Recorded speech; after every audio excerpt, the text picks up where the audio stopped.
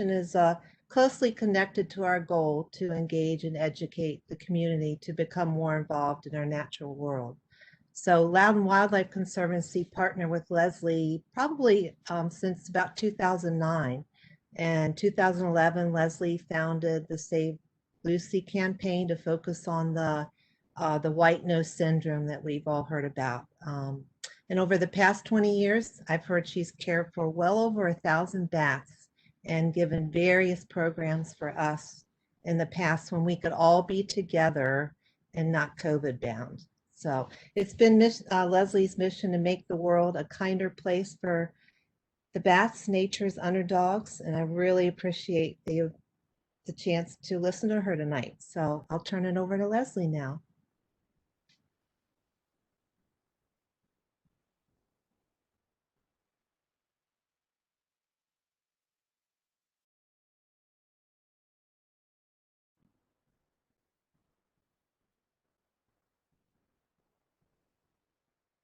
Leslie, you're still muted.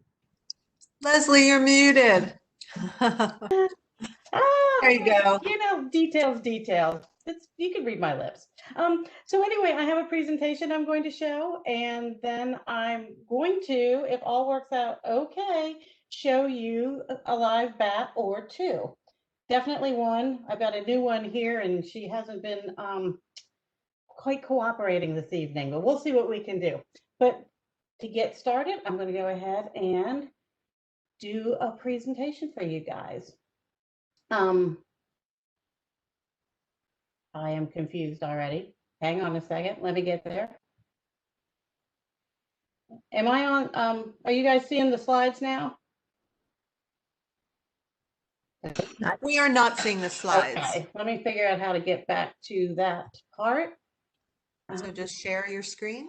Yeah, I think I have to do that again. Yes. Okay. Oops, I got to get back to the huge right crowd tonight, almost 100 people already. So woohoo, good. So you all get to see how incompetent I am with a new interface, but it's okay. We all muddle through these things. There you go. There we go. Excellent.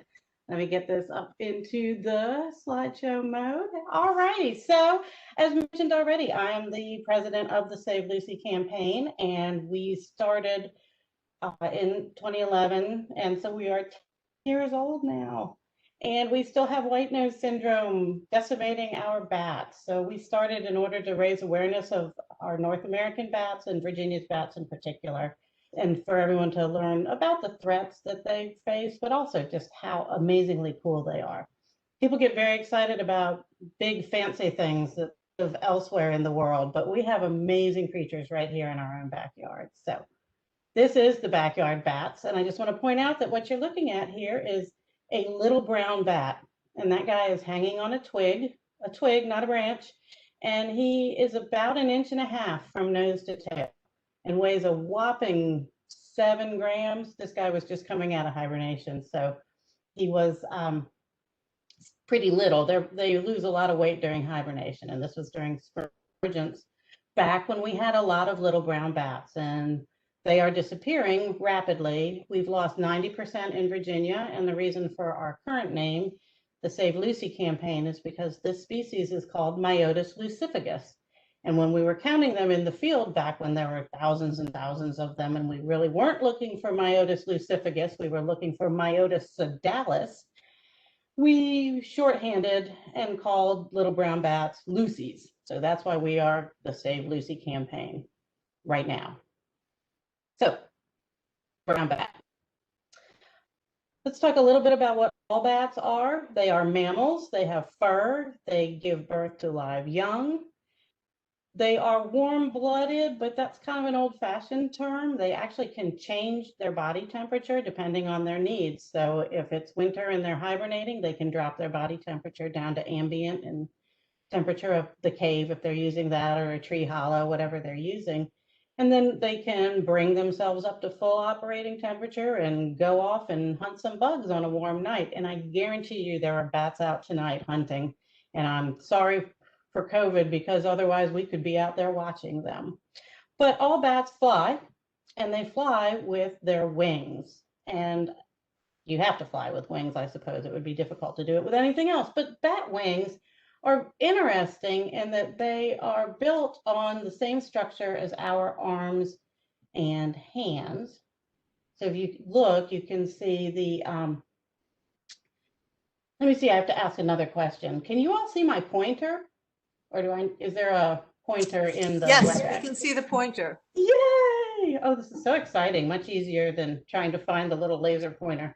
All right, so here what we have is the arm, right? You've got the shoulder here and it goes to the elbow and that's the forearm, and here's the pinky, the ring finger, the middle finger, and then the first finger is actually sort of fused along here, which makes this leading edge of the wing very strong. So this little free bit here is the thumb. So then it's all kind of hitched with this lovely membrane that's super stretchy. And it comes all the way down here to the ankle. And then it comes across.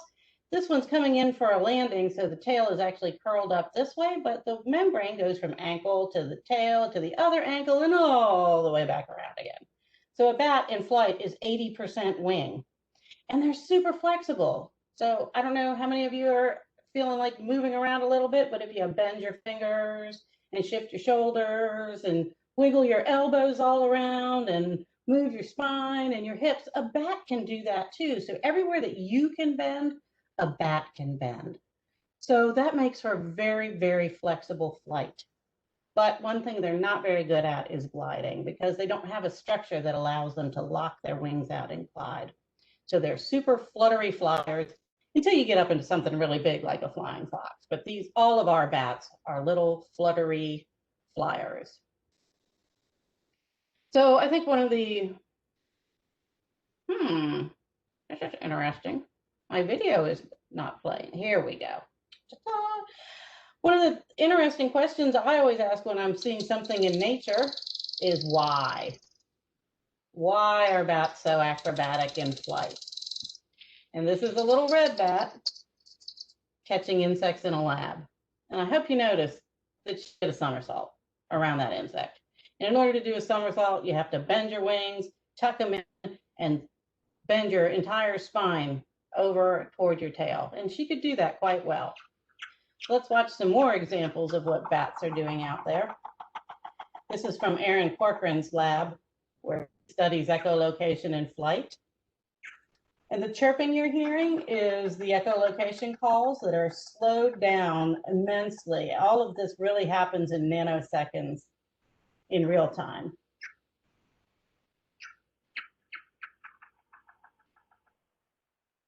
This nightly ballet happens all night long. They take a little break in the middle of the night, but basically all night long throughout the spring and summer when insects are abundant. And the bats are out there doing this over and over and over again. Look, they have to do it over and over and over again because they miss a lot. All predators miss a lot. So they have to be able to bend and turn and twist and echolocate and fly upside down and turn themselves right side up and then carry their insect meal off. And I hope you noticed that that bat was not catching insects with its face. It was catching them with its entire body like a catcher's mitt. It's very hard to snatch a tiny bug out of the night sky with just your mouth, especially when your mouth is busy echolocating. So I hope everyone knows that there are a lot of bats out there. There are 1,400-ish species of bats on the planet. We keep discovering ones. And they are the second largest group of mammals. They are mostly small, they all fly, and they all are in fairly rapid decline. There are two major groups, the megabats, and these, everybody gets very excited about these. You see pictures of them all over the place because they're very handsome and they're very adorable, and they're very large. The largest bat in the world is the island flying fox with a wingspan of about 6 feet. So they're big, but even at that, they don't weigh very much. But a few things to notice about these guys is that they have very large eyes and a very long nose. And here we have this little orphan whose ears haven't quite come up all the way, but still long nose, just the right size to fit a little binky in. And these guys, don't echolocate. They don't have to.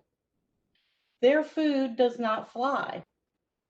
They're what we call vegetation visiting bats, but most of these guys eat fruit. Some of them eat nectar, or eat nectar as a portion of their diet, but they're super important to forest, tropical forests for planting seeds, because all that big mouth takes in a bunch of fruit, and fruit's heavy. So what they do is they go smush, smush, smush with their mouth, and they suck out all the juice. And what's left behind is the hard, the fibrous parts of the fruit, which contains the seeds.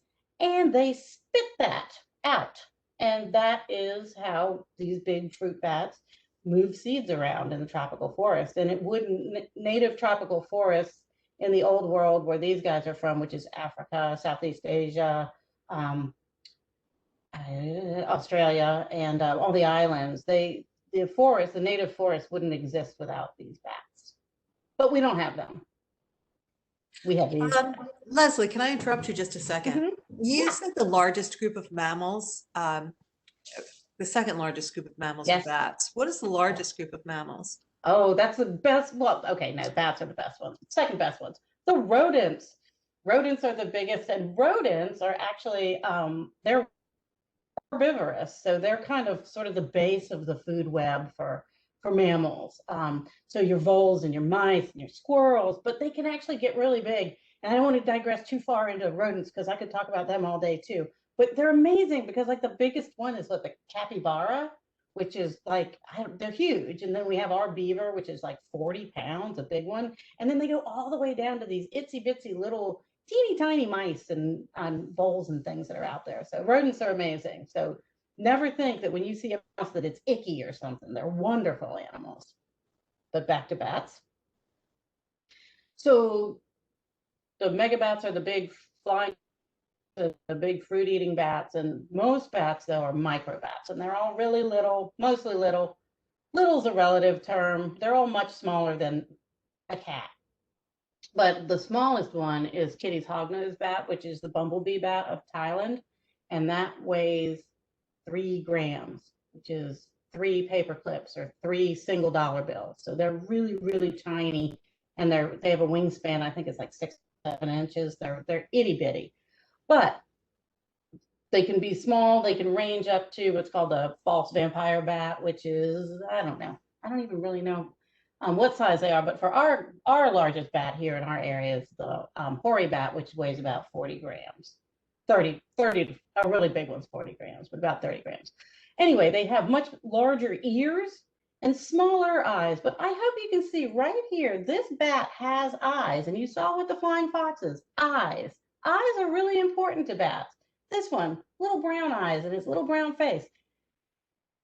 They can see. Bats are not blind. If you walk away with anything tonight other than they're really cool and they fly, but just know they are not blind. They can see as well as we can. They just see at dusk, and our eyes don't work so well at dusk, and their eyes don't work so well at dusk. But these guys are very tuned to sounds. They have these huge ears, and they all echolocate. So because they all echolocate, some of them can have really fancy wild faces. So there's a lot of different species. There's over 900 species of microbats. I'm not sure if anybody really knows the true number, but here's that one of those fancy faces. This is a nose leaf, and it helps focus sound, and it's got these round ears to catch sound, and this thing helps send sound out and catch sound coming back, and then its big round head helps sound reflect. So this guy is all about echolocation. But then we have this one. It's got these really long, skinny nose and this little nose leaf, which actually helps focus its echolocation down into the flower of a columnar cactus. And those are things like saguaros and some of the barrel cactuses, and also a different plant group, but a very important plant group, the agave. And hopefully I don't have to tell anybody what agave makes, but in case I do, that's what tequila comes from. So this is the tequila bat. And I believe a couple days ago was International Margarita Night. So if you are late celebrating that, if you want to, just thank these little guys for pollinating the agave. So we've got some nectar bats in this group, this insect, echolocating insect eater, and then this guy who's got these amazing little snub nose here and some really wicked sharp teeth, because that's a vampire bat. We don't have them. We won't have them. They're amazing bats. I don't have enough time to talk about them, but I love them. They're just so cool. But there are other guys who eat fruit, and there are also some who specialize in catching fish with their great big hind feet. So really neat and diverse group of animals. But most of the microbats eat bugs. So you guys saw the videos of them catching bugs. They're very, very good at it. And one thing I didn't mention about those videos is all of those videos were filmed in a pitch dark room with no visible light. So these guys are using an additional sense in order to catch their food. And but for the flash of the camera, this scene right here would be invisible. The bat would not be able to see this insect. Its mouth is wide open, not because it's getting ready to catch the bug, but because it's bouncing its voice off that insect to figure out where it is. And that is echolocation. So they shout into the night sky. They listen to the echo of their own voice bouncing back to their ears. See? And they're not listening for a bug. They are using this ecosystem to pick up on trees, insects, cave formations, and they can navigate in pitch darkness. But what echolocation is tuned to is the speed of insects and the speed of bat flight. So echolocation does not work against cars or airplanes or things that move really quickly. Nothing in nature moves as fast as our machines do. So animals are really at a disadvantage when they're faced with cars and things like that. But echolocation is a great way to catch bugs in the middle of the night. So here's another video of echolocation happening. This insect is actually tethered. It can't go anywhere. What just happened there?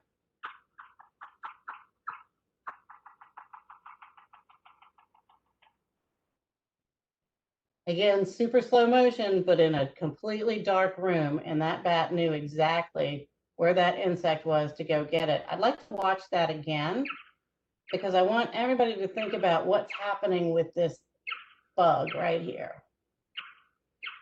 You notice it thinks it's flying, and now it's not flying. I hope everyone realizes that a lot of insects have ears, and they hear in the ultrasound. Ultrasound are sounds that are too high for us to hear, and that's what bats use when they're echolocating. The sound wave has to be small enough to bounce off an insect, and when you get into a tiny, tight sound wave, that sends it up in frequency. So they are operating at a sound wave that we cannot hear. So who are these bats that are out there catching bugs and echolocating all over the place, and we barely can see them because they come out at dusk or into the night? So this is what they look like.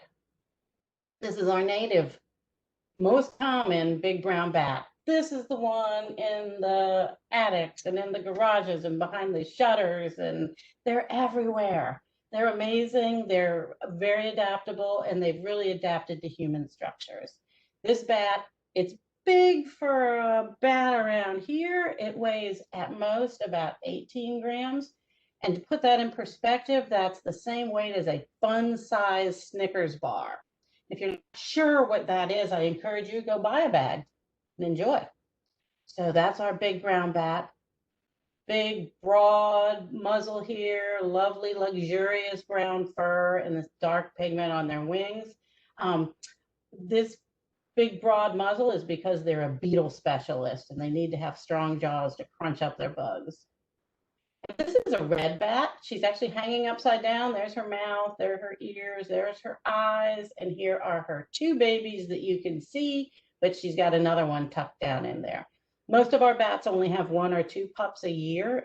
Red bats are a little unusual in that they can have up to 4, but we don't think more than 2 survive here. So it's a hard job being a bat mom. They don't get any help from the males. They have to do it all themselves.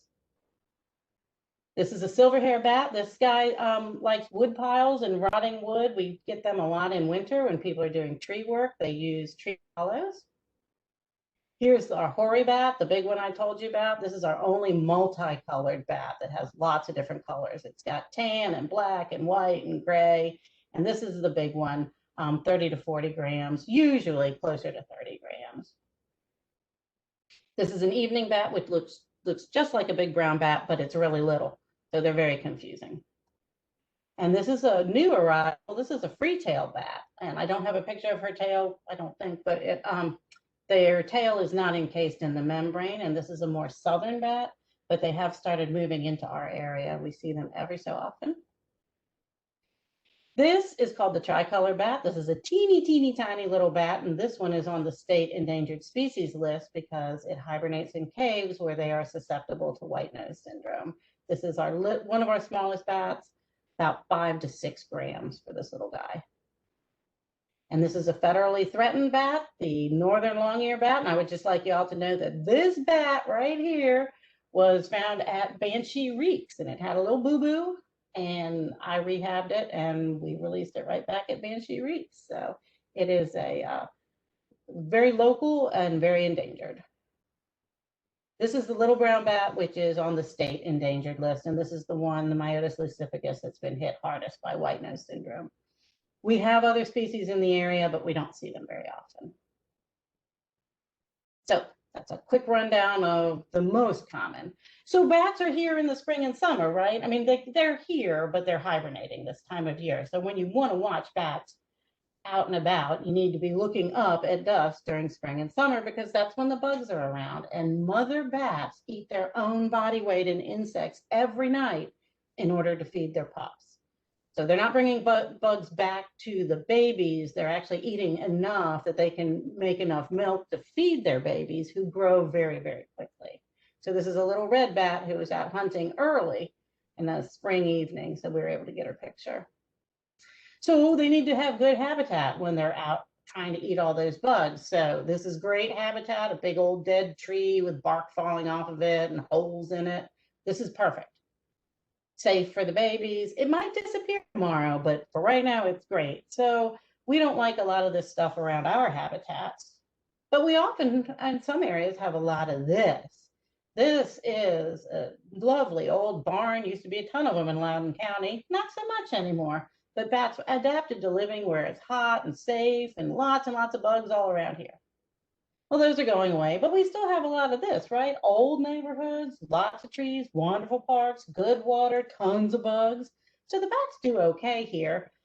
Light pollution affects them in these, even in older neighborhoods. And then often when they pick attics like this and they get discovered, the homeowner doesn't usually take kindly to that. So they get moved out a lot. But this sort of habitat, which we see an awful lot of, is really rotten habitat for bats. There's not enough vegetation. There's not enough diverse vegetation. Almost everything that's planted here is not native. So these newer development methods and sort of the plantings that go along with it really don't favor anything but deer and gray squirrels and probably red fox and Canada geese. But if you want diversity of wildlife, you need diversity of habitat. They also need the right kind of habitat in winter. They need a cave. This one's in a little pothole inside of a cave. And this is, I think this one was up in Pennsylvania. But out in the western part of Virginia, we've got wonderful karst country, wonderful caves, lots of hibernacula. But not all bats use caves. This is a little red bat who's hibernating in a clump of oak leaves. So they can hibernate in the open, and if it gets really, really cold, they'll drop the forest floor and go underneath the leaves to stay a little bit warmer. So great adaptations. But what's happened in our caves? We've got this lovely, a lot of people say, oh, that's really cute, but it's not. It's a fungus. It's growing on the muzzle, on all the bare parts of the skin, the ears here. And this is a fungus that actually erodes into the skin and causes damage to their skin. So these bats are hibernating and this fungus is growing on them. Now, bats survive the winter by eating and eating and eating and eating and eating and getting very, very chubby. And then they use that fat to get them through a very long winter in a cave. But if you can imagine, being in a nice long nap and, something starts growing all over you, you're not going to enjoy that very much. And so these bats, they either wake up and groom fungus off because bats are very clean animals. They do not like being messy.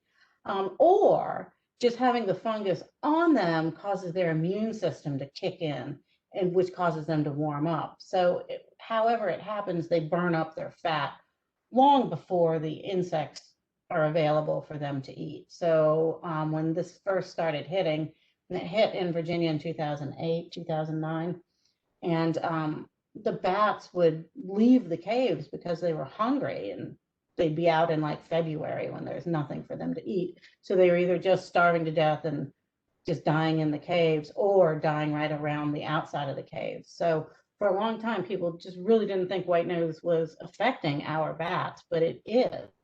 Our cave dependent bats, the ones that hibernate in the caves, are down 90%, which if you think about it, that's in a room of 10 people, 9 are gone. So it's a huge loss, and it's visible. If you were ever a bat watcher, and went out to the ponds and creeks and saw the little bats who were constantly flying over there catching insects, those are gone now. You just won't see it. So they're in trouble. They're still in trouble. White nose hasn't gone anywhere. It's in the caves. Every winter when they go back to hibernate, they pick up more fungus.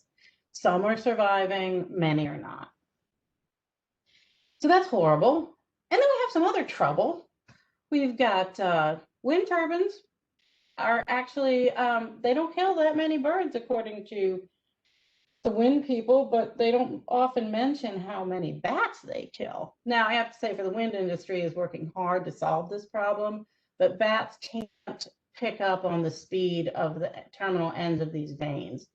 These vanes are moving at 220 miles an hour at the terminal end, and no animal can compensate for that.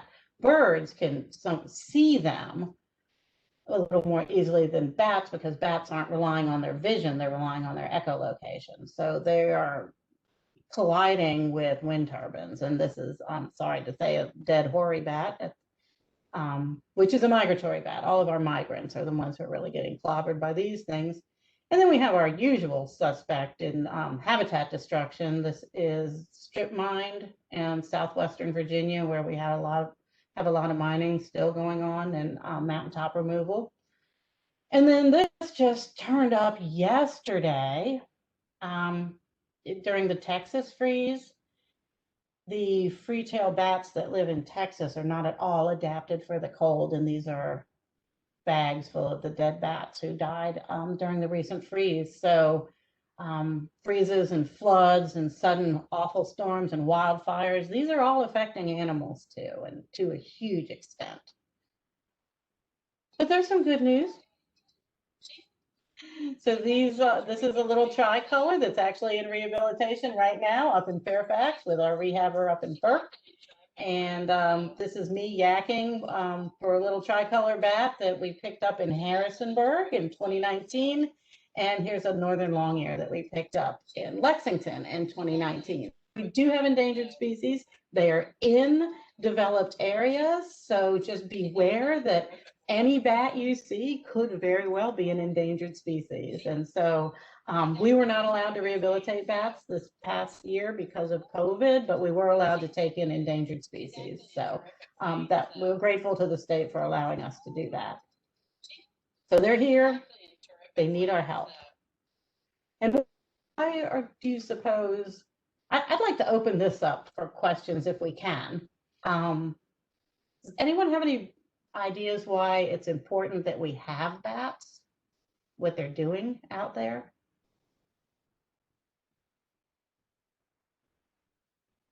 Lorraine, is it possible to? It takes a while for the comments to begin. I thought so. So you have 3 insect controls. All right, there you go. And pollination? So not pollination in North America. Okay. We have 2 pollinating species in the very desert Southwest. So let me just say, wait, hold on, let me back up. Mexico's in North America, where there's a ton of pollinators. So let me say northern North America. we don't have any pollinating bats. And that is a big source of confusion because we all know that bats pollinate, but only the long-nosed bats in the desert Southwest and another super cool bat called the pallid bat pollinate. And those are, again, in the Southwest of the US. Everything else in the US is doing pest control, bug control for plants. And if you think about our forests and all the greenery that we enjoy in our parks and our forests and our gardens and our rural areas and even in our green spaces in our cities, if you think about that, every one of those plants has a caterpillar or a beetle larva or an insect that would love to dine on it. And so what bats do is they have along with our friends, the birds are in the daytime doing what bats are doing at night, which is controlling the sheer numbers of insects that want to eat the greenery. And so without the bats and the birds and other predatory insects, we wouldn't have a leaf. And as a species, we like to eat a lot of leaves. I don't know about cabbage for everybody so much, but all these plants that we like, our crops, they produce vegetables, grains, and things like that. So that's the number one ecosystem service that bats are doing for us here in northern North America is plant protection. All plants, trees, vegetables, whatever. They're helping us out with all of that. Maybe not mushrooms. Well, maybe mushrooms. There's a lot of insects that eat mushrooms. They help the mushrooms too. So if you think about it, to really bring it home about plants and things that bats help, pizza. This is like the perfect food to describe all the services bats are providing for us because they're protecting our grain crops. They're protecting our vegetable crops. They're protecting the crops that we feed to the things, the cows that give us cheese and butter and maybe some ground beef if you're into that stuff. They're also protecting the plants that go into the food that we feed to the pork.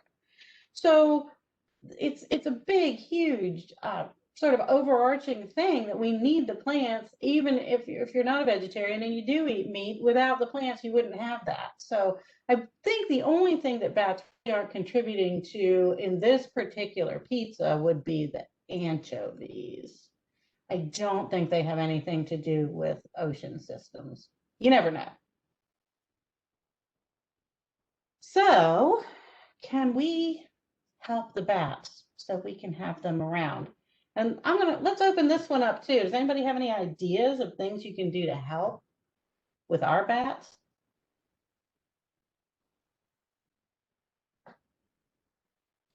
Bat boxes. Hotels for bats. Oh boy, we're all coming in now.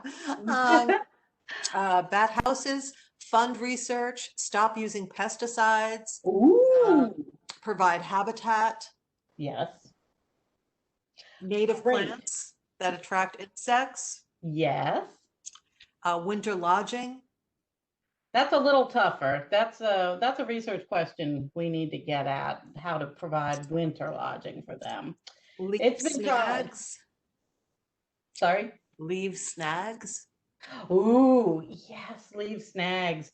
That is a huge issue. Snags, we don't like snags so much.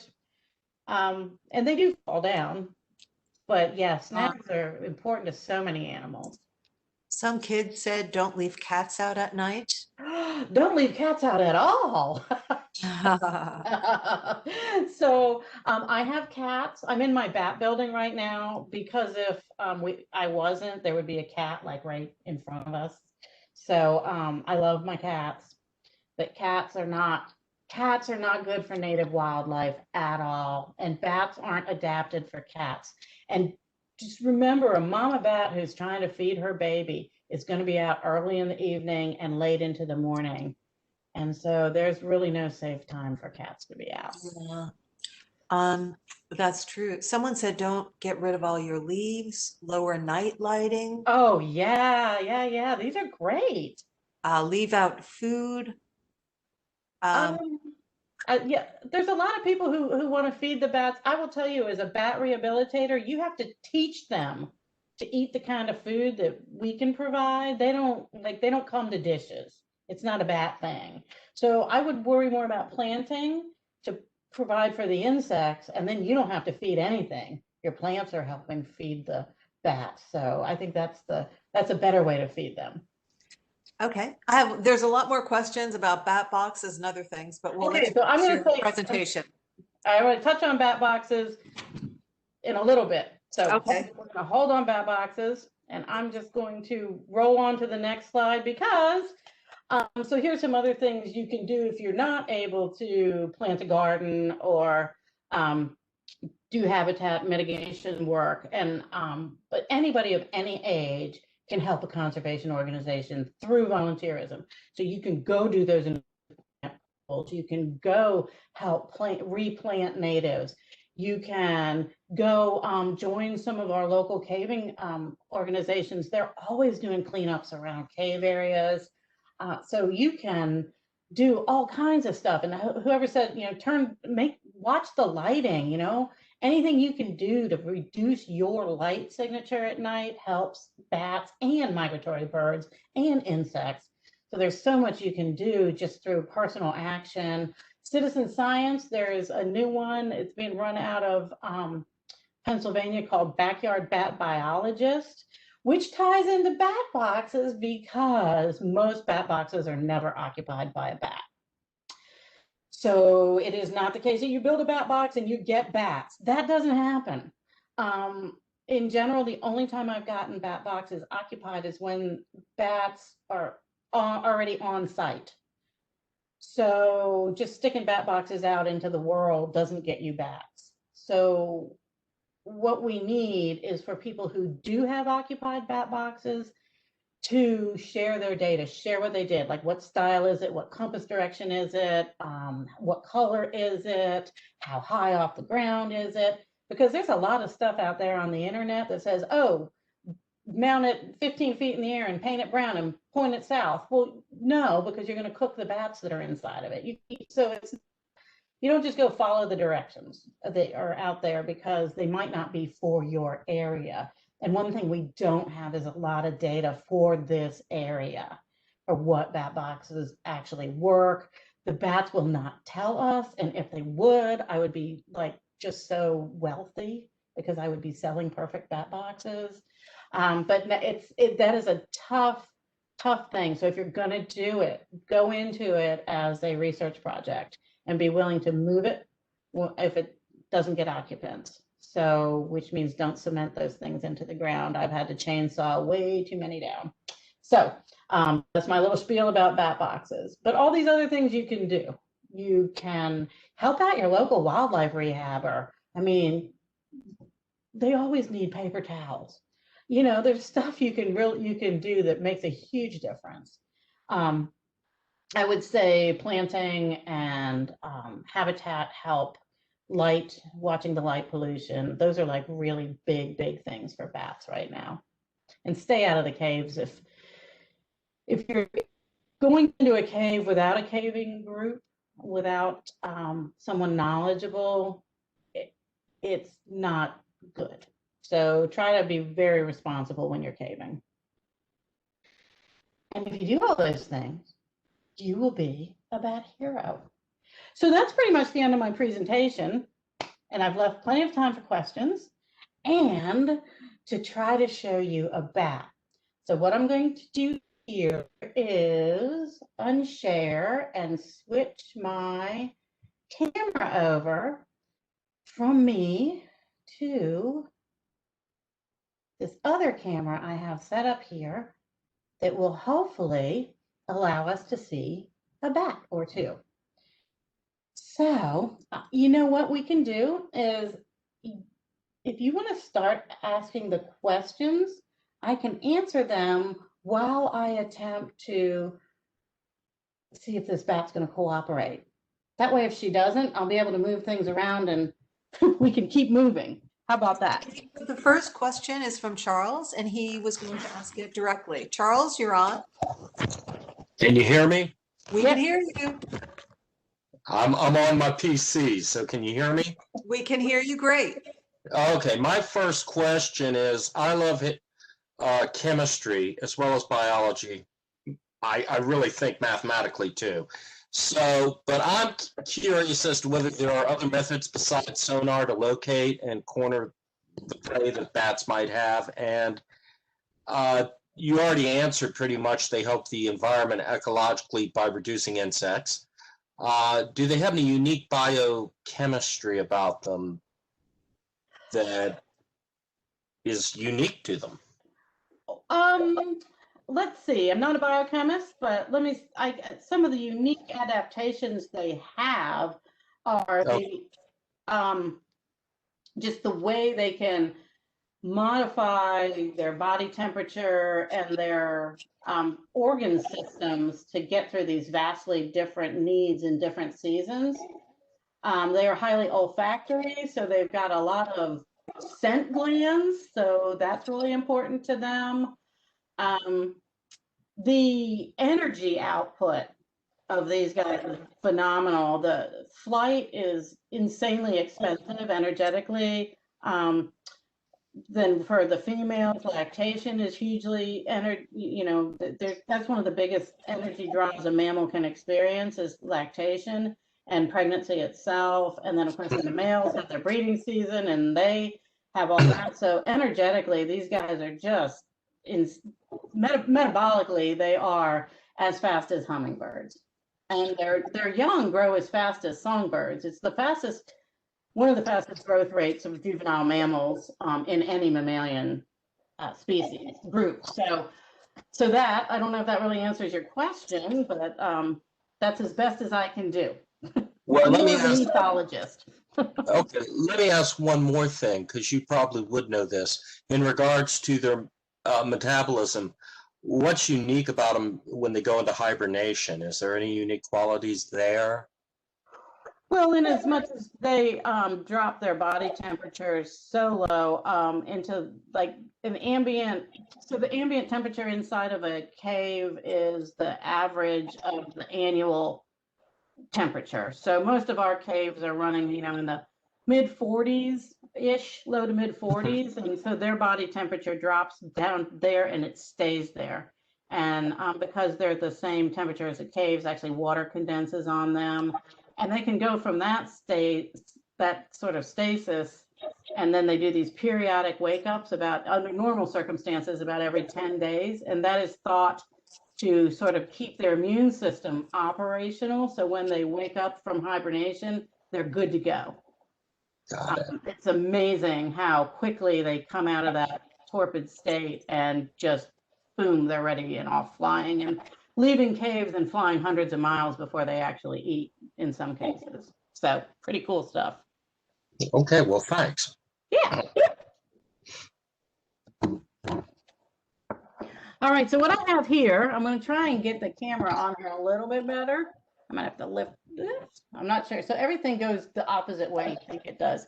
So what you're looking at, see that little fuzzy blob next to the bunny's ear? That is an eastern redbat. And let's see if I can get her any closer. So you see the little fuzziness? That's her back. She is just hanging there quietly, hoping that I haven't really noticed her, but I have. So what I'm going to do is set the camera back down, and I'm going to try to get her attention so we can see her face, because they really are one of our prettiest. Well, all of our bats are pretty, but these guys are just adorable. However, getting her attention sometimes causes her to decide she needs to run away. So we'll see how this goes. She does not like to be handled in any way. She is a lovely girl, but she can't be released because she's missing one of her thumbs, so she can't climb. There we go. You see her moving around there? And let me see. Whoops, there we go. She left. Let's see if I can get her back on camera. They're very fast, these guys. There's see. All right, well now her head's, so you can see a little fuzzy bat foot right there. So bat feet are adorable. I don't know how close I can get in on that. See, she's got little black toenails, and that's her fuzzy little leg, and that her tail membrane, like we saw in the very early image, actually stretches across to her other foot. And red bats, because they live outside, not in boxes, not in caves, they live outside in leaves, they actually have a fuzzy tail membrane. affectionately call the tushy blanket, that they actually can hang from one foot and then they pull their tail membrane down over their bellies. So they get like an extra blanket out of that tail membrane. But you can see her little wing joints. They're folded up over her back. I would really like for you to be able to see her face, but she is just not cooperating in that regard. Let me see if I can move this a little bit. I was going to try and bribe her by giving her a mealworm for cooperating, but she's not even, she just doesn't even want to look this way. That little foot is very cute. They are adorable. Yeah. Let's keep turning this around and see if we can. Oh, there. So all you really see just a lot of fuzz.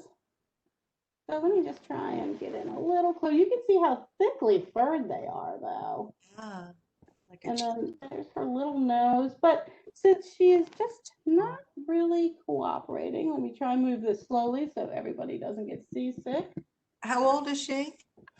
So we don't know, unless they come in as orphans, we really don't know how old they are, because once they are past their first winter, they're adults. Okay. So she is an adult. And why did she have a stuffy and a little stuffed animal in her? We use these a lot just to give them some, not because they care that it's a stuffed animal. Are you going to eat for me? Oh, she took that mealworm. Let me see if I can get, it's more like a surface to climb on and something to hide behind. And they're easy to get. You don't have to have any special equipment. All right, so now I'm going to turn this again. Everybody, hold on. If I can get this down under her face. Or not. I don't think this is going to work, but we're going to try. We'll get to your questions in just a minute, everyone. I know people have a lot of questions. Okay, and this is where, like now when you're trying to do camera work with your camera upside down and sideways, it gets really tough. She's not even going to chew that mealworm. She's just like, nope, I don't have anything to do with that. All right, so we're going to let her rest, and I'm going to cover this while I turn it back over. I'm going to get out one of our pros. He is a bat who's been doing this for quite a while, and I actually woke him up a little earlier to make sure he was going to cooperate, and he seemed to be wide awake, so he must have known it was warm outside today.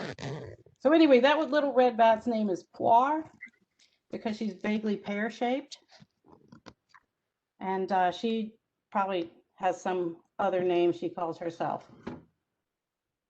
All right, so let's get Curly out. So Curly we do know how old Curly is.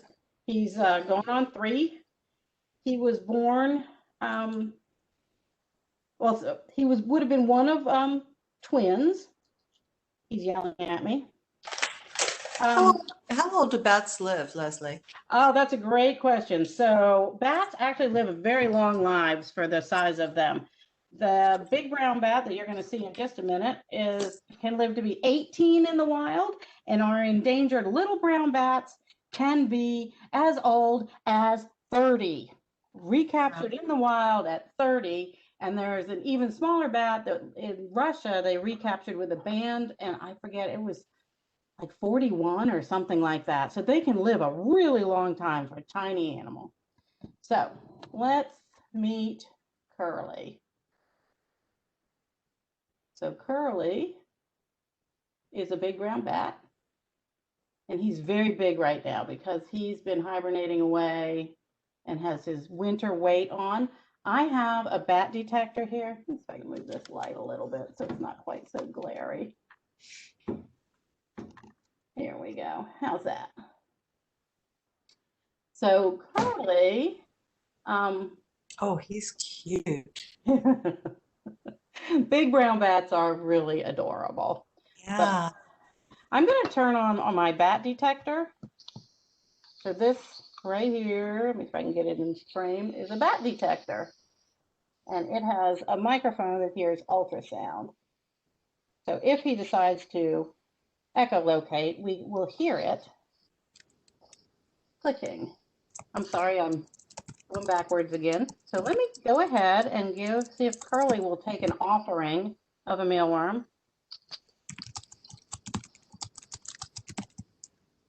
Oh, So those cute little guys. oh, The look at those teeth. teeth, right? He's the beetle specialist. So he's got some chompers, very Wow. powerful jaws. I can't believe And how comfortable he is in your hand. we've been doing this for a while. Yeah. Oops. Oh my goodness. And he knows he's getting a snack. So I'm going to try and show you his feet because backwards. Okay.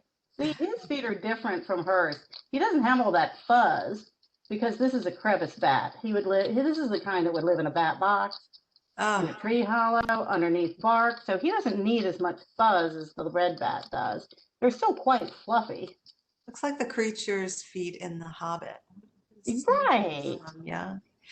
Someone's asking if you're a Batman fan. Superheroes, meh. Animals are superheroes to me. So, like, Batman's fine, actually. I'm kind of more of a Batgirl fan. Do smaller bats live longer than larger bats? Excellent question. I think the flying foxes have similar lifespans to the big brown bats, but actually longer. Now that I think about it, Bat World Sanctuary has some captive fruit bats, and I want to say they're well into their 20s. So What yeah. type of gloves are those, Leslie? Are they especially for bats for some reason? No, these are actually the gardening gloves, but they're double layer with these rubber nubs, which for the captive bats work really well because it gives them something to hang on to and feel a little more secure. And they're also thick enough in case he got really mad at me and wanted to give me a chomp, it wouldn't go through. But if you're working with bats, these are not field worthy gloves. You would need leather. Do female bats live longer than male bats? Not that I know of, but a lot of these sort of sociological questions are not very well answered for bats. People have looked a lot at bat biology from a population standpoint and from metabolics and things like that, but behavior, gender differences, not so much. So bats, even though they're popular and they're fascinating, really didn't come into great research interest until fairly recently in science. I mean, there are always a few people who really were interested in them, but they were considered to be incredibly abundant. So why bother studying them? And now they're not incredibly abundant. So, Brooke, you had some questions and I've unmuted your microphone. Do you want to go ahead? Sure, thank you. First of all, thank you for hosting this webinar. This is fantastic. You're welcome. I'm an animal control officer and obviously a sucker for an underdog. So I'm slowly beginning my process to begin rehabbing in my state, and bats are something that I definitely want to focus on. I often get caught up in emergency situations where I have to, keep a bat overnight. I have to desperately find someone who could take it, who's licensed. So I was kind of curious what types of enclosures you keep them in while you're rehabbing them and while they're in your care. And the feeding part I'm watching and getting answered for me. So that's great. It was like, oh man, while I have a bat, what am I supposed to feed it? Here we go. But definitely I was curious about the habitats and the enclosures that you keep them in while you're caring for them. we use a lot of zippered dog crates, which if you're an animal control officer, you probably get donated a lot because no dog stays in them. Those are my absolute favorite. That's good to know. Yeah, so we use those almost exclusively because they are very secure. Bats can't undo zippers. It gives plenty of space. And with that internal frame, you can hang all kinds of enrichment. So we do, if it's a red bat, like a tree bat, we would have lots of silk foliage, and we get all kinds of stuffed dog toys, like those little stuffed, the hide a squirrel things, and we just give the squirrels to somebody, and we use the little fake tree trunks. Oh, he's echolocating. See, his mouth is open. Can you hear the clicking? Mm-hmm. That's him echolocating through the bat detector. So if you're for rehab stuff, there's a Facebook group, Bat Rehabilitators. And there's lots of people there to talk to. What state are you in? I'm in Connecticut. Okay, yeah, there's Linda Bowen. Find her. She's a great, I think she's in Connecticut. Great resource. Oh, that's awesome. We have a couple really great ones. Sometimes it's hard to get in touch with folks, and bats have always been a very sensitive topic Yes. of animal in the state, and we've recently been kind of given the go ahead to make it more public, I guess you could say. So I'm taking full advantage of that at the moment. And usually Excellent. everyone's calling me to come pick up the bats when they're found, especially now in the winter time. People Yeah. are finding them in the snowbanks. People are finding them in their houses, and the fire department doesn't know what to do with them. So I try to give them the best shot at life that I can. Good for you. Thank you for that. Absolutely. It's mostly the brown bats. It's kind of all I've been seeing out our way. But yeah, that was pretty much it. Thank you. You're welcome. Thanks, Brooke. Someone was asking about the bats in Texas. Are Oh, they- the freeze yeah. event? Yes.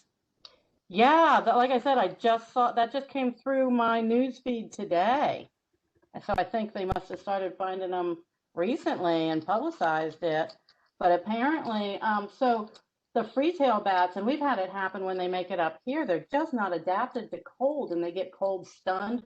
Everybody heard about cold stunned sea turtles? Well, that happens with bats, especially free-tails, because they have this velvety fur. They're just not adapted to cold. And I guess with I don't know whether they have moved north and are like all year round residents in Texas now or what, but they did not survive that freeze event, which is really heartbreaking. It is. What is whiteness syndrome? Oh, that's an excellent question, and I kind of glossed over it. It is a fungus that came from, I think science is pointing at this point to somewhere in Europe. And I'm going to turn off the bat detector because it hisses a lot with talking. But it somehow got introduced into a single cave in Schoharie, New York in 2006, 2007, speculating. Or maybe that's when they discovered there was something going on. And there was a huge, like the bats were flying around in the middle of winter. And there's a local caver who noticed that all these bats were out of the cave. And so because New York had actually been doing they would go into the hibernacula and take photographs. They were able to go look at all the photographs and they saw this growth on the bats. From that discovery, it spread. It was here within years. It's now in 30 some states. It affects 7 species. It's the biggest, most devastating wildlife disease event in recorded history in North America. Wow. So it's huge, and it's hit the east the hardest because our bats tend to hibernate in larger clusters, but they're very concerned because it's crossing the Rockies now, where it's going to have access to more bats, different species. And this is an invasive species. It basically came in somehow. No one will ever know how exactly, but it's an invasive species and it's now in our caves. And you can't really eradicate a fungus without destroying everything. So the bats pretty much are going to have to adapt. There's a lot of work going on, ways to support them.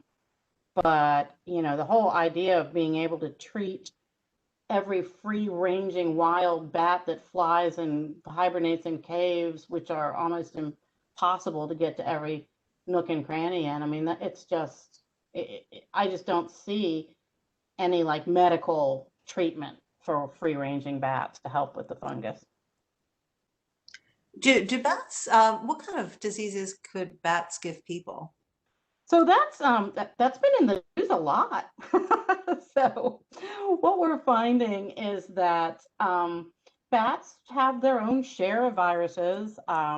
Rabies is the one that concerns us the most because it is fatal to humans, and it's a direct transmission from a rabid animal into a human. So bats are considered a rabies vector species, and they join the ranks of skunks, raccoons, cats, possums a little bit. They're a low risk, but skunks, foxes, cats, bats, raccoons are the big ones for our area. So rabies, if an animal has rabies and is sick with rabies, it can give people rabies, and then all kinds of things have to happen, many shots, many large copays.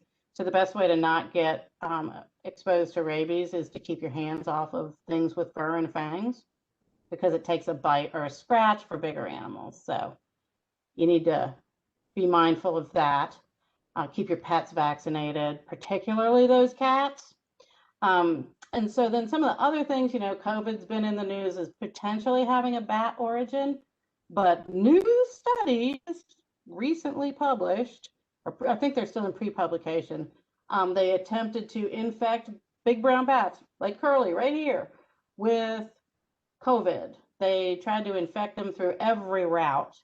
And while they could get it to grow in tissue from North American bats, they were unable to infect big brown bats with it. So if they can't get it, they can't give it to us. So the whole bats and COVID thing is, I think, a little overblown and needs a whole lot more research.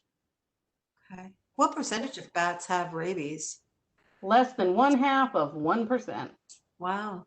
Okay. Raccoons, in our area, we're in the middle of what's considered to be a raccoon rabies epidemic. So they test, well, so bats get tested a lot and very few test positive, whereas raccoons get tested when, you know, there's a good reason to think they're sick. So their numbers are astronomical. So again, fur, fangs, just don't mess with it. And generally, you shouldn't be messing with the wildlife anyway. I mean, no wild animal really wants somebody to give it a big old smooch or a pat. They really No. want you to stay away. So you should And do that. call your local animal control officer. Hey, Actually, we are lucky here in Virginia. We have some wonderful animal control systems. I know a lot of people used to be terrified to call animal control because they're just gonna put it down or take it to the pound.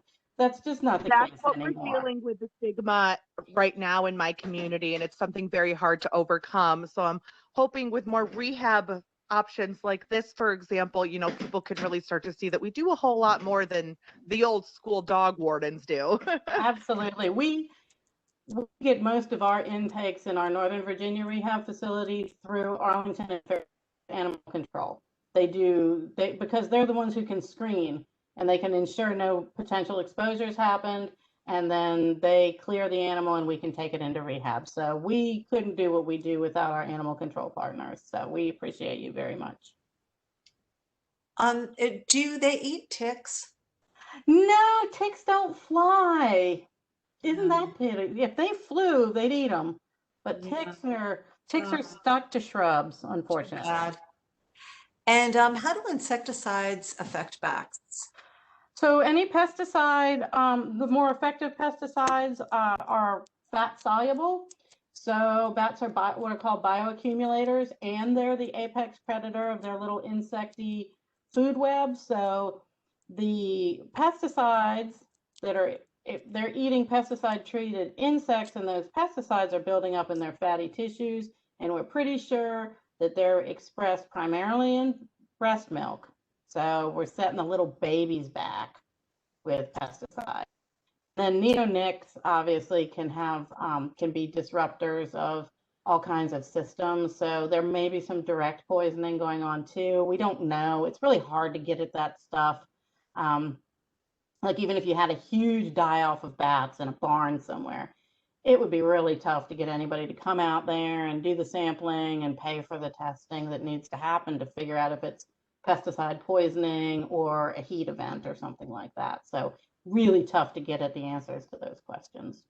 Yeah. You mentioned that one species in Virginia is a beetle specialist. What other species are specialists for particular insects? Oh, good question. So we know that the little bats eat little bugs. So you've got your gnat, mosquito, you know, little things. And then like red bats are primarily moth eaters. So opportunists, so they're going to cross. It's not like a big brown bat flying around at night is not going to eat a juicy moth that happens to be out there, but they seem to be very tied to these. So insects they hatch out in shifts. So you'll have like this big hatch of, say, June beetles, and then there might be click beetles, and then there might be, you know, some woodland moth. And these bats are really tied to those sort of hatches. So the big brown bats are going to be out where the beetles fly, and the red bats are going to be around and about where the moths are. Like after a good rainstorm, you'll see red bats down hunting directly over grass because that's where the moths are just starting to come back up after the storms. And then big brown bats are going to see out in open air, a little bit more in like clearings and things like that, where the big bumbly beetles are out there. But again, it's not 100% one way or the other. They're opportunistic. They're going to eat a good meal if they can get it. How are bats removed from houses? Is it difficult? So there's two sort of answers to that. Like if you have one bat that turned up in your house, yeah, that's pretty difficult if you don't keep an eye on it. So if you see a bat flying around in your house, the thing you don't do is run outside and lock yourself in your car, because then you'd have no idea where that bat is. So you shut it in one room and you watch it. And when it lands, you already have your shoebox ready and your old towel and your leather gloves, and you get the bat in the box and you call your local animal control. If you have bats living in your attic, that's an entirely different thing. And that is a process called humane exclusion, where you figure out where they're getting in and out, and you seal every single access point except their favorite one. You put up an exclusion device that allows them out, but not back in. And after 3 weeks, you seal it up. But you do not do that after May 1st because the bats are pregnant and getting ready to have their babies. And if you seal the moms separate from the babies, you are having a bunch of dead babies in your attic, which is gross. But also the mothers, because they're mammal moms, they love their babies. They will desperately try to get back in to get to their babies. And so you might end up with bats that were just up in your attic suddenly in your kitchen. So we highly recommend any exclusions get done in an appropriate season and with a qualified animal control operator, or not animal, I'm sorry, nuisance animal control cooperator is what I think they call them in Virginia. Very interesting. What are your thoughts on using attractant to draw bats to your bat box? Doesn't work, don't bother. Okay. Someone said she got a bat house for Christmas. Where should it be placed on her house? Height, direction the bat house should face? Well, that's $1 million question. It depends on what kind of bat house it is.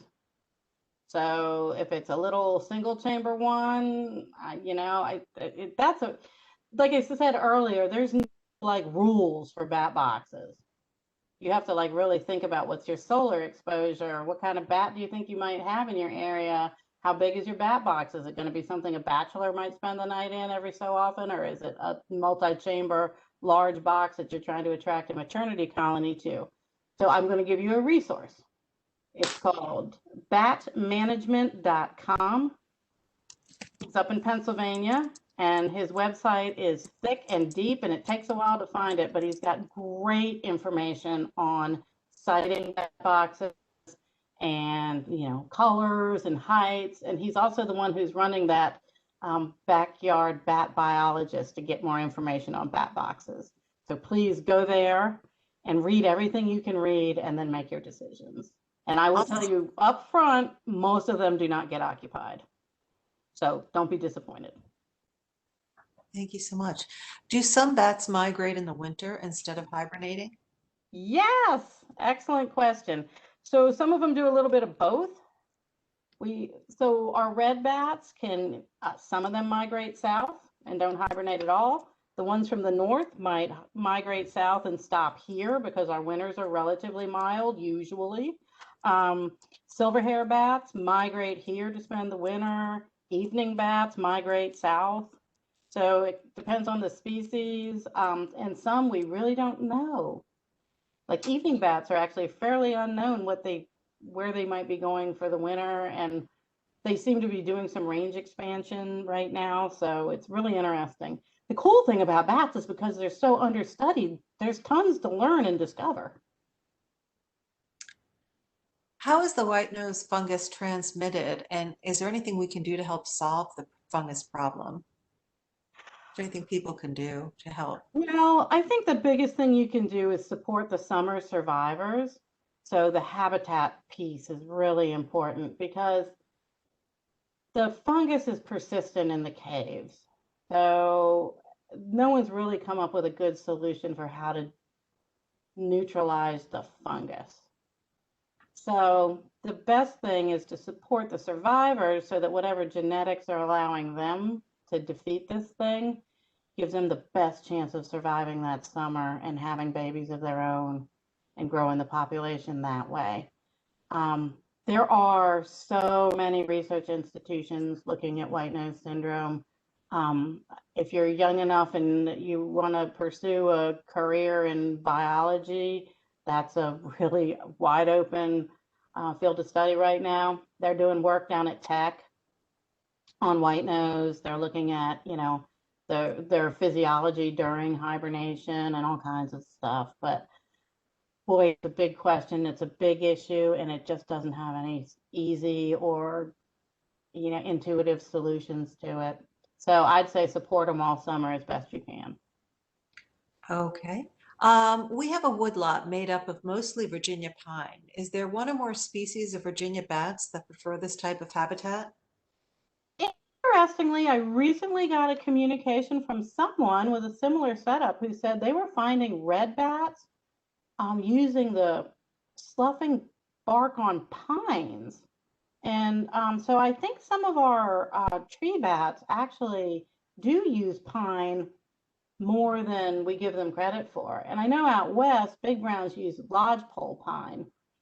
I don't know that anyone's really looked at the makeup I'm sure someone has in different types of woodlots, but what I would recommend if you are associated with master naturalists in any way, or if you just want to buy yourself a nice bat detector, some of these things are being used as part of citizen science. So you can get bat detectors that plug into a smartphone or a tablet, and you can get bat calls. They're not, definitive, but what they are is data.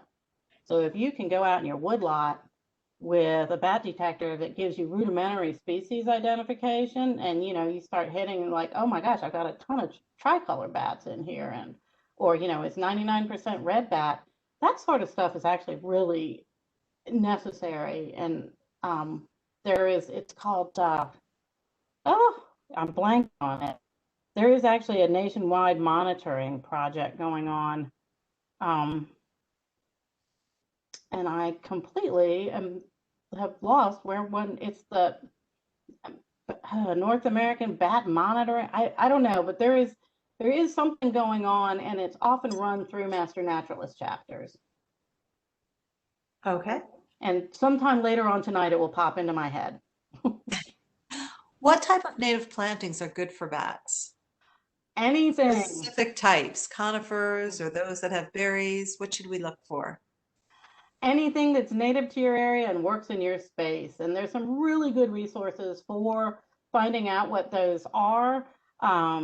Actually, there's a Facebook group called Virginia Wildlife. I'm an admin on it, so I got to plug it a little bit. But there was just recently some resources posted there for how to pick that sort of stuff and pick what kind of shrubs are going to work in your spot. But basically, when you're thinking about habitat structure, if you're living in the middle of a wide open field, you want to think about planting for meadow habitat. If you're tucked away in the woodlands, then you want to think about, do you have a normal shrub understory layer? And a lot of us don't, because our deer aren't helping with that.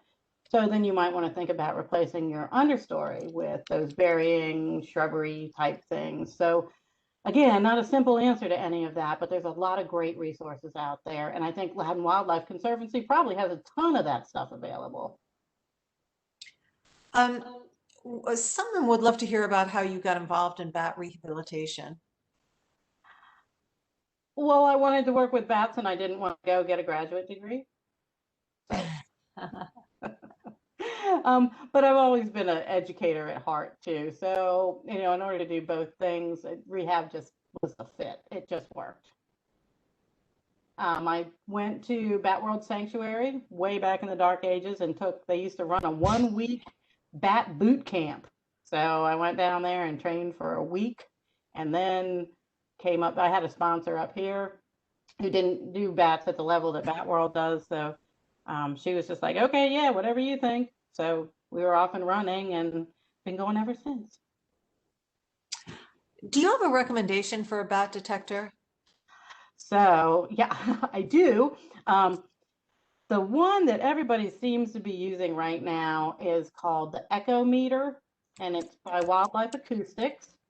And Echo meters for the, regular consumer level, educator level, I want to say run around 250, which seems like a lot, but like one of the ones that you would be using if you were doing an endangered species study for Fish and Wildlife Service runs about 2,500.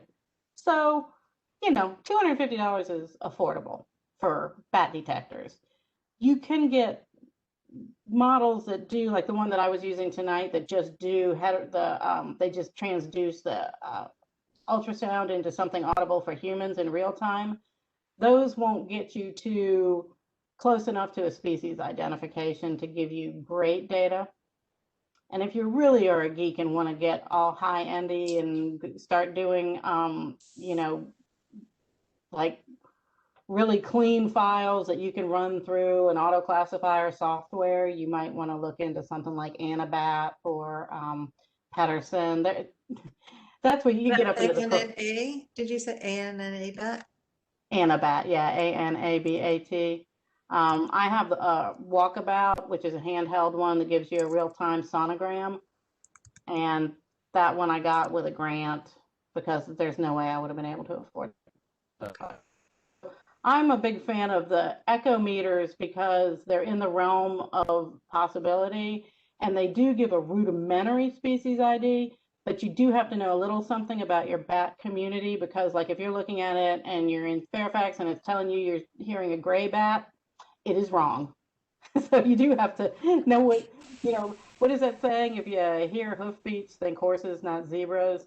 So you kind of have to have that level of knowledge of what should be there so you don't get down some rabbit hole of trying to convince a biologist you really had a gray bat in Fairfax. Is there a website where you can find these bat?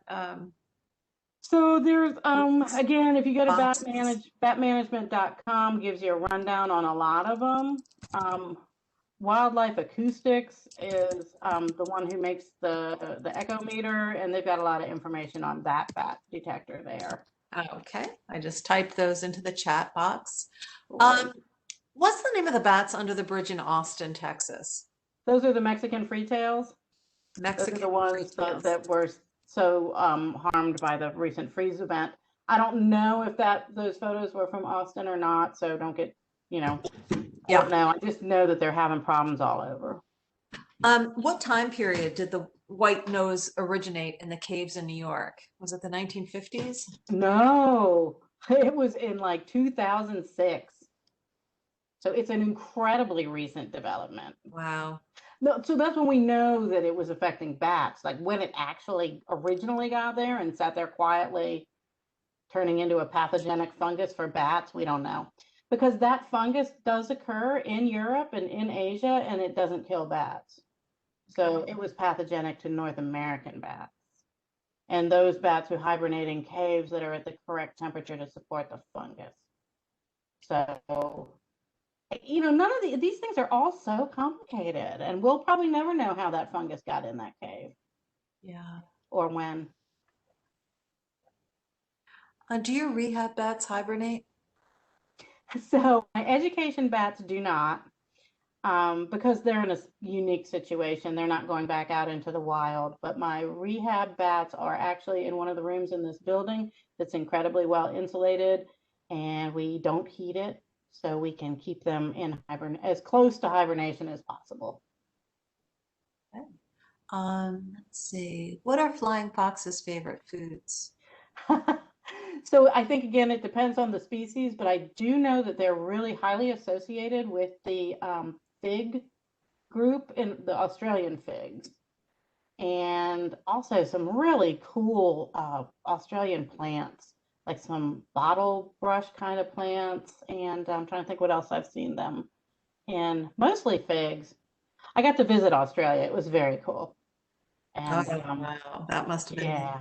yeah. Oh, heaven for a parrot person and heaven for a bat person. So, but they are very large and very loud and very stinky.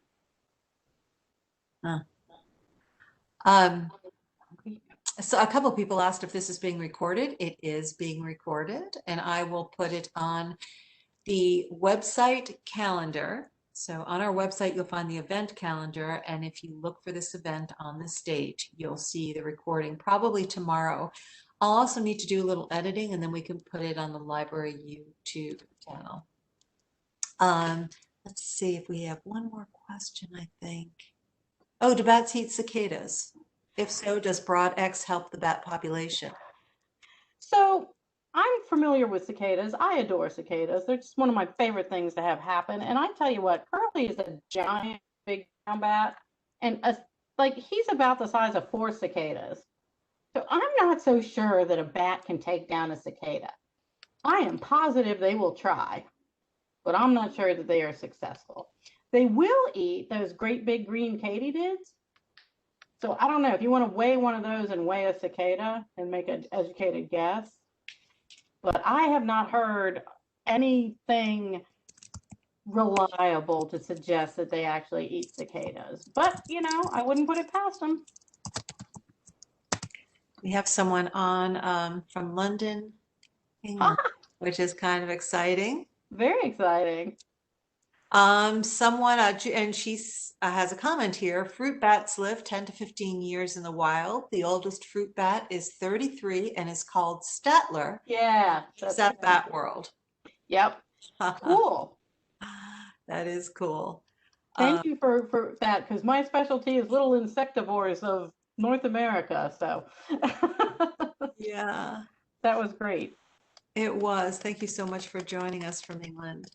Jez, I think I got to everybody's questions, but if not, please do send me either a note that you'd like to speak and I'll let you ask your question directly, or you can type it in the chat feature. So while we have a minute, I'm going to see if I can get really close focus on Curly, and that's always a there we go. Wow. There. So that was sort of I'm echolocating at you, and what he's doing right now, you see sort of nibbling on the nubs of my glove. Yeah. Which is either I want more food or I'm really done sitting here. I suspect he's pretty much. Oh, but while he's echolocating, can you be patient for just one more minute, Mr. Curly? I don't know if you can see, but you can actually, if you look at his mouth, get in focus there, you can tell why he's not releasable. That again, now that you're in focus. You notice anything about his teeth? They're missing on one side? Yeah, he's missing. He actually was released. His stories are really pretty cool. He was released. And are you done? I think he's done.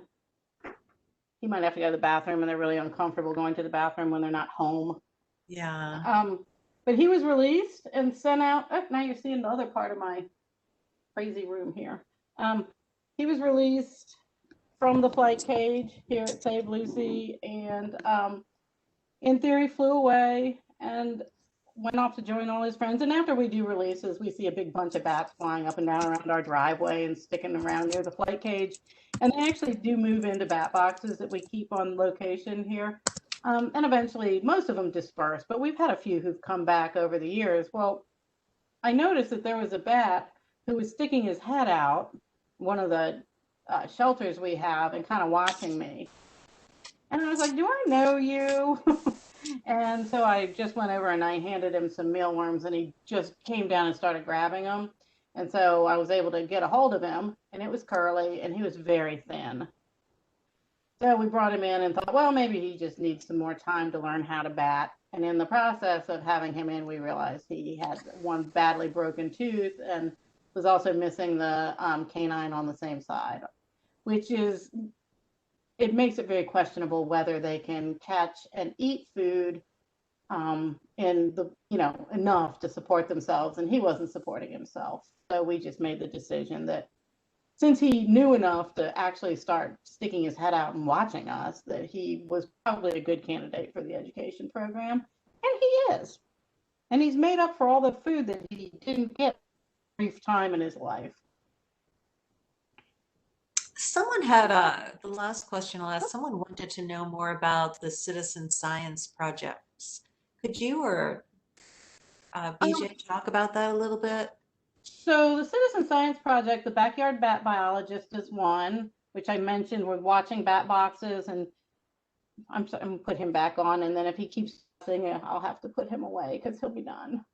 But so that's the Backyard Bat Project, Backyard Bat Biologist, and you can find that. There's a Facebook page for that one.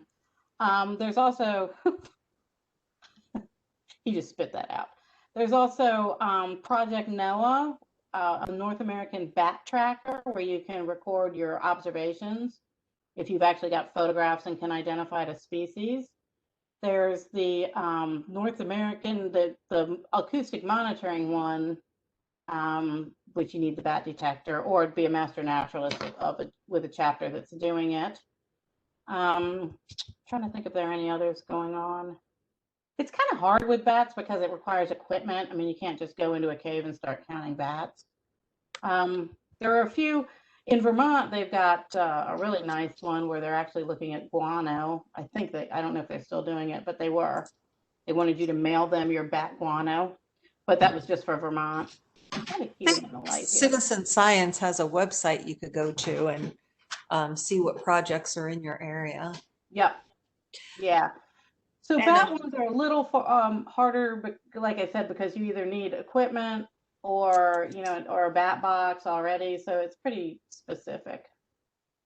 BJ wanted everyone to know that the Loudon Wildlife Conservancy Audubon at Home is a free service to offer native plant suggestions for wildlife. So that's Loudon Wildlife Conservancy Audubon at Home. I thought so. Yeah. And then I put a link in for the citizen science projects we have. Oh, great. Thank you. Do you want to put one for the Audubon at Home too, BJ? Sure. Okay. Thank you. And Julie, from London, it's 1:30 a.m. there. Oh my goodness. We had probably about between 130 and 150 people on tonight. Wow, wonderful. So if I could, I don't know how many people everybody is watching the program with. I can only count, the one computer that's logged in. Well, that's great. I'm glad we had an international reach tonight. I appreciate everybody coming out. Yeah. And you're welcome to go visit savelucythebat.org and see what we're up to. It's been a little quiet because of the COVID restrictions, but we still have stories, and we really encourage conservation through art. So we have a way that if you've got art you'd like to contribute or essays or whatever, we're always happy to host that sort of thing. And we really, really encourage our youthful conservationists to share their thoughts and their art. And we're just happy to host it. Leslie, one of our attendees has a video and I think some pictures of a bat he's having a hard time identifying. Could he send those to you? Do you want to share your email? Sure. Yes, absolutely. Please send those. I love playing Guess That Bat. That is my favorite thing. So sure. My email is lsturges, STURGES, at savelucythebat.org. Okay. All right. Thank you so much for that. Absolutely. All right. Any other questions that I didn't get to? I tried hard to reach everybody, but if you have one more question, let us know. I'm going to go ahead and put Curly away. Okay. Yeah. I have to admit, after a while, my hand starts falling asleep holding it up in the air Oh, like sure. that. Hard position to stay in. Actually, well, now that I figured out the camera situation, it's a lot easier. We used to have just this overhead camera and it was horrible. So now I figured out a little tripod. It makes it so much better. But let me go ahead and switch this camera over again. Thank you all so much for attending. It was a lot of fun having you all here. I'm sorry, I know it's frustrating for some people not to be able to be on video, but it's just a privacy feature that we have, so. Yeah. Plus, it's really, I will tell you from being new to the presenting via web interface, when there's 150 zillion little itty bitty boxes on the screen, It's too really distracting. Yeah, you We just wanted to see the bat. That's what we wanted to focus on. Well, thank you again, Leslie. It was awfully nice of you to take time away from your bats to talk to us and share your passion with us. Well, thank you for having me, and thanks, Loudon Wildlife Conservancy, for another year of getting to talk about bats. I appreciate you being able to make that happen. Yes, thank you to the Conservancy and Yes. for all the good work they do. Thank you both. All Good right. All right, we'll see you all next time. Hey, good night, everyone. Bye-bye. Okay.